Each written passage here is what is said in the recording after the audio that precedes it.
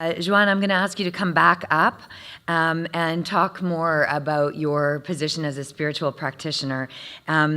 This talk is called Practical Compassion, Recognizing and Overcoming Barriers. And then we're going to kind of come together and talk some of this through. Thank you. Hey, thank you. You thought half an hour is bad. I only have 20 minutes, so I'm going to try to give you guys just a little snippet of some thoughts that I've been having. I've been working as a spiritual care practitioner in a large acute care hospital for about 6.5 years now. And so a lot of this comes from my observations and my experiences working with patients and staff. So I use the word patient, but of course that means clients or anybody that's working in industry. Apparently I'm supposed to have a disclosure slide, so I have nothing to disclose.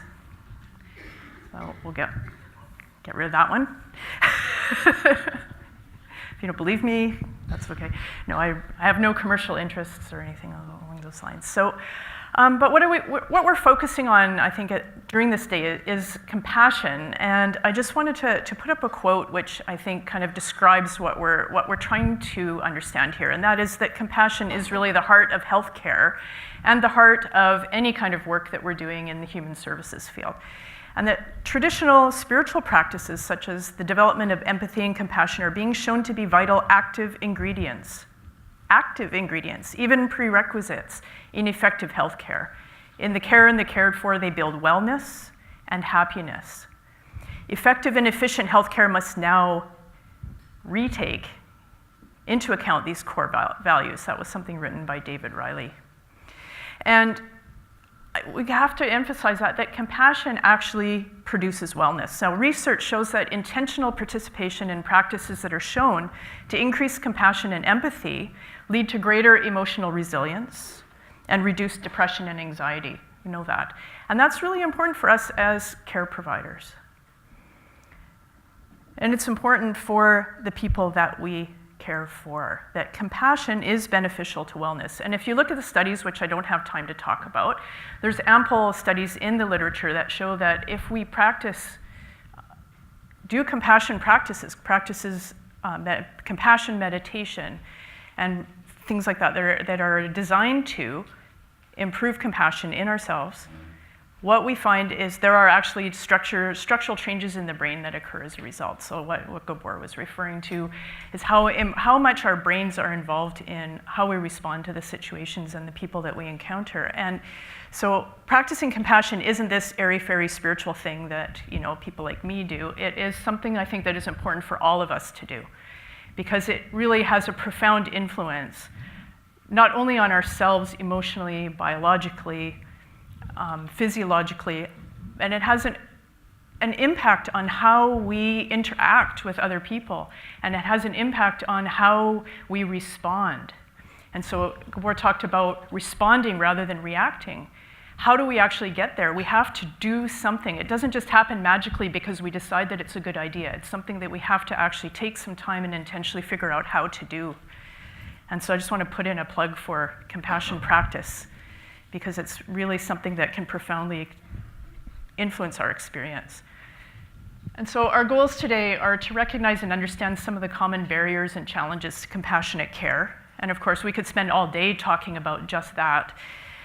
To learn some strategies for overcoming barriers, nurturing and maintaining compassion in practice. And what I want to do is just give you something like to provoke some thought, maybe a different way of thinking about this. And then we want to try to understand the importance of self-awareness in compassionate care. And that's something that Gabor already alluded to very well in his talk, because it's absolutely the self-awareness piece, when it's missing, causes all kinds of problems for us. And so if nothing else, if we improve self-awareness, we're going to improve our ability to do our work well.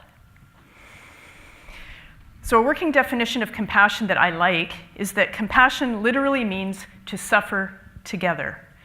So among emotion researchers, compassion is defined as the feeling that arises when you're confronted with another's suffering and feel motivated to relieve that suffering.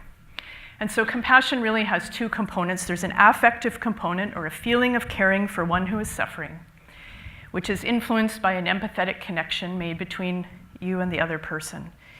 And there's a motivational component, which is the desire to act to relieve that suffering. So there's a feeling and a desire to move forward, to do something.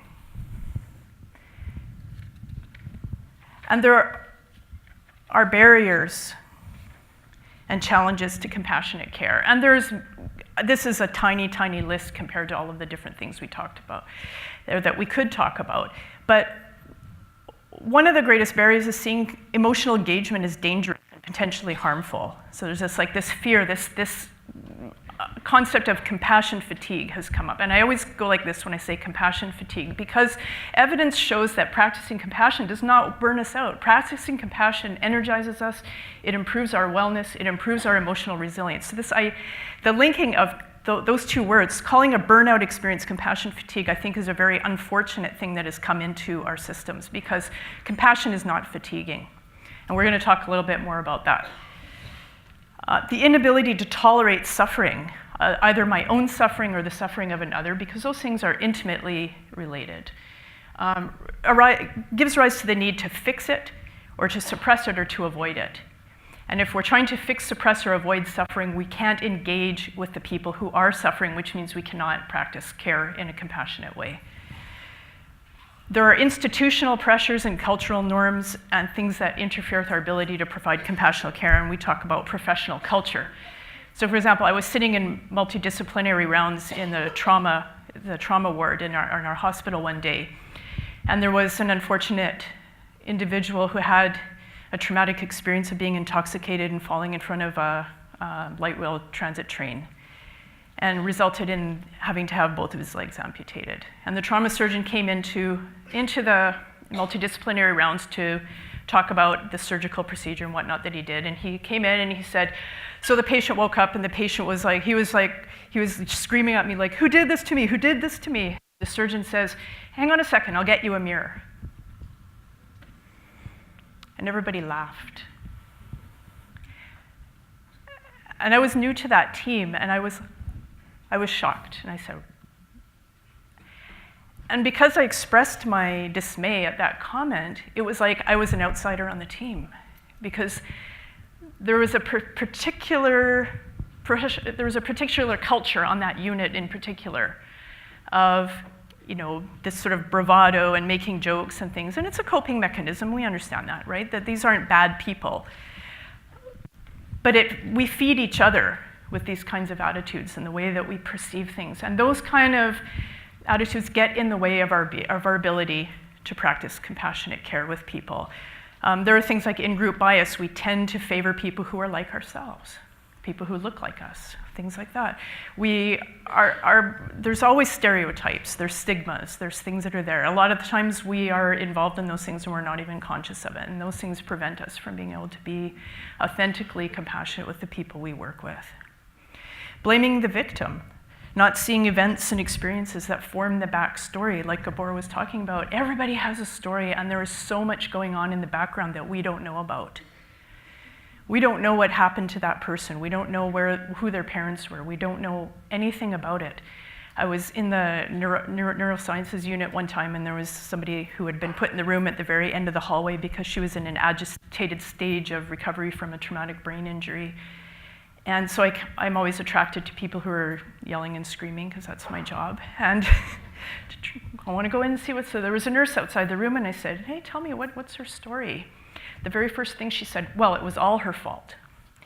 And went on to describe how she was somebody who was in addiction, she was in a motor vehicle accident that was believed to have been her responsibility, et cetera, et cetera. But the very first thing about her, this was the leading part of her story. She did this to herself. And so we blame the victim. Already we've created this self-other. There's a difference between me and that person. They've done this to themselves. It's their own fault that they're suffering. And that prevents us from being able to care.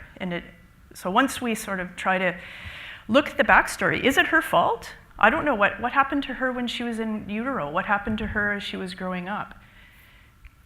And as I unfolded her story, we found it very, very different. There's a lot of things in the background that we're not paying attention to. and misunderstanding the cause or function of another's behavior. We don't know why people are doing the things that they're doing. I had a young medical resident in the medical teaching unit where I work who was frustrated because he'd had a conversation with a patient 3 times over the course of 8 days about how his liver disease was end stage and there was no cure, so he needed to go to a hospice, and how come he can't make that decision? And I said, well, 8 days isn't really a long time. Do you know why he's resisting this conversation? Because going to hospice means he has to accept that he's dying. And I had that conversation with the resident. He said, yeah, I guess you're right. This is the first time I've worked with somebody who's in this situation. So we need to really kind of step back, take a breath sometimes. We face ever-increasing pressures with respect to process and protocol, large caseloads, workload measurement and monitoring, all of which contribute to a sense of there being a lack of time and space to engender meaningful connections with patients and with each other.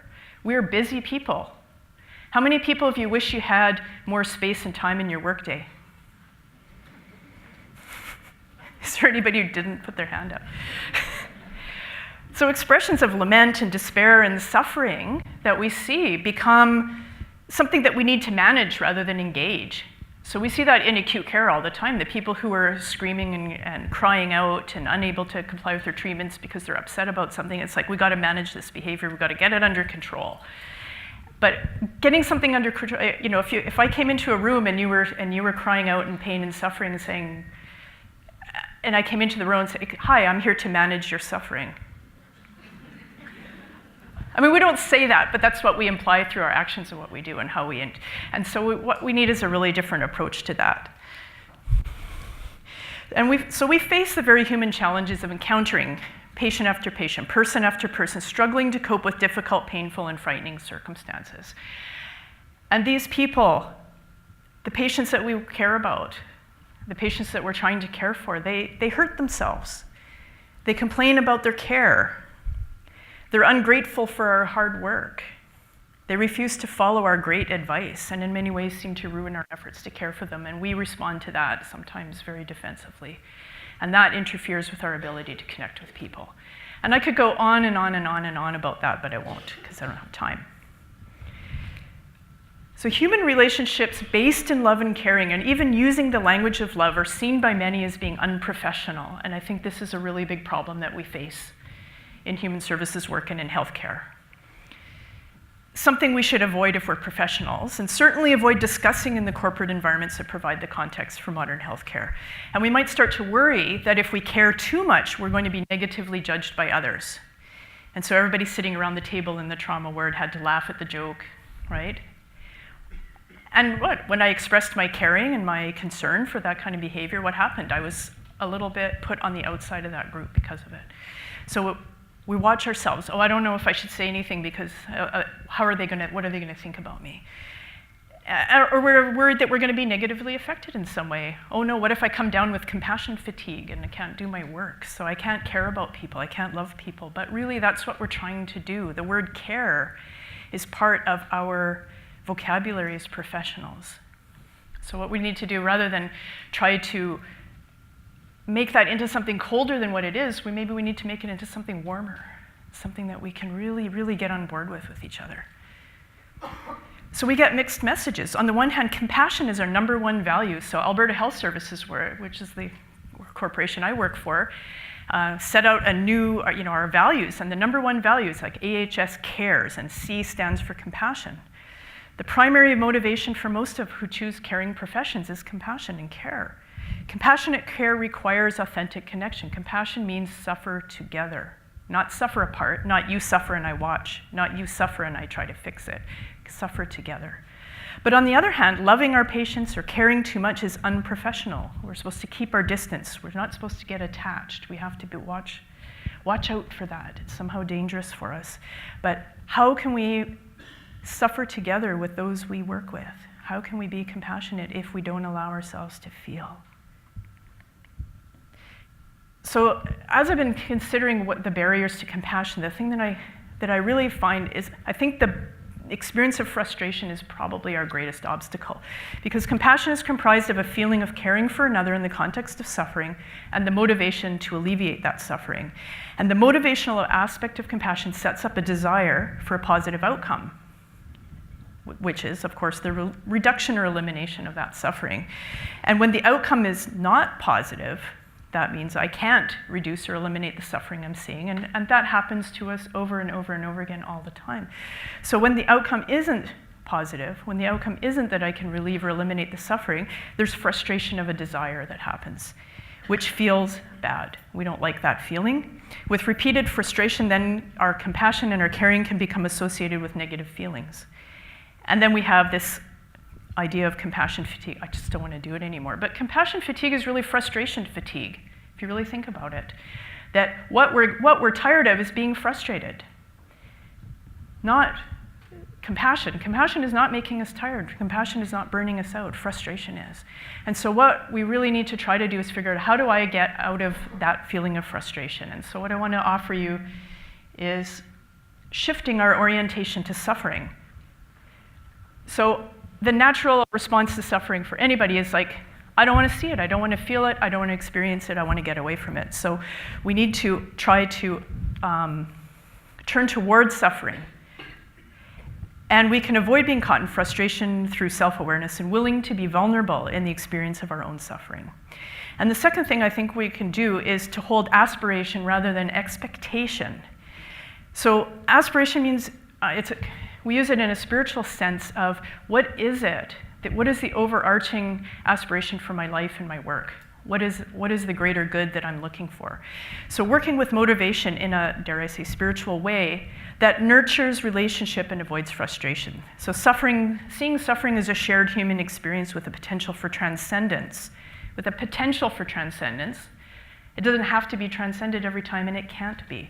But there is a potential for transcendence, rather than as a problem to be solved. So Frank Ostaseski, who's a founding member of the Zen Hospice Project, wrote, if we're not willing to explore our own suffering, then we'll only be guessing as we try to understand our patients. It's the exploration of our own suffering that allows us to serve others. This is what allows us to touch another person's pain with compassion instead of fear and pity. And we have to be willing to listen not only to the patient, but to ourselves. So the balance has to be compassion for other, compassion for self. Understanding other, understanding self. If we're missing one of those, we're going to be in trouble. So one way to turn towards suffering is to develop our self-awareness and allow ourselves to be vulnerable. And we can ask ourselves 3 questions that will help us to do this. And the first is, what am I carrying? That means reflecting on my own life experiences, my values, my biases, understanding when I'm experiencing, what am I experiencing? Am I experiencing countertransference? Do I have expectations, hopes, fears? Am I experiencing grief, and what are my own traumas? And then I ask myself, what do I need to hold on to? And that's like sources of meaning, purpose, strength, and resilience. What are the things that give me that sense of vocation? And ask, what is my aspiration in my life and in my work? And then we can ask ourselves, what do I need to let go of? And this is really our unrealistic expectations and our dependence on positive outcomes for a sense of success, purpose, or self-worth. And that last piece can really be facilitated by holding an aspiration in our work rather than expectations. And so aspiration, to me, is something that is heart-driven or soul-driven. And with aspiration, suffering is seen as a shared human experience. I suffer. I'm a human being. Others suffer. We're all human beings. And care then is service in a relationship of equals, because your suffering and my suffering are not different. The causes of our suffering are different. Our experiences are different, but the actual suffering that we undergo is something as a human being that we all experience together. Whereas when I hold expectations, this is something that's maybe intellect or ego-driven, where suffering is seen as a problem to be solved. Got to manage it, put it away, get rid of it, fix it. So care becomes helping or fixing in a relationship of power imbalance, where I have something that you need, and I'm here to give it to you. And so a negative outcome, when we hold aspiration, results in a softening of the heart, because we know suffering is a part of the human experience, and even my inability to get a positive outcome and my own suffering is part of my experience as a human being, and my aspiration to do good then drives me to discover new ways to connect, and results in an increased capacity for compassion, and allows me to form authentic relationships and trust, which we know in therapeutic relationships result in better outcomes. Whereas holding expectation when negative outcomes result in a hardening of the heart because there's a sense of failure. I failed to solve the problem, and the drive to avoid failure leads to disconnection, which leads to decreased capacity for compassion, superficial relationships, mistrust, and of course then poorer outcomes. So I know I'm out of time, so let's just sum up really quickly here. So the practice of compassion lies at the heart of healthcare and results in wellness for both those who practice it and those who receive it. Among the greatest barriers to compassion is frustration. And shifting our orientation to suffering may contribute greatly to the alleviation of frustration. And shifting that orientation to suffering is facilitated by self-awareness, self-reflection, and allowing for our own vulnerability in the work that we're doing. Holding an aspiration rather than an expectation in our work engenders equanimity and increased capacity for compassion, which is likely to result in better outcomes, both personally and in the work that we do. So. Whew. Deep breath. Hopefully that wasn't much more than 20 minutes. So, and I meant to say this at the beginning, but I just wanted to thank Alan and Bashir and for inviting me to this conference, and to Susan for all the great work that you've all done in organizing this. And it's a joy to be here. Thank you.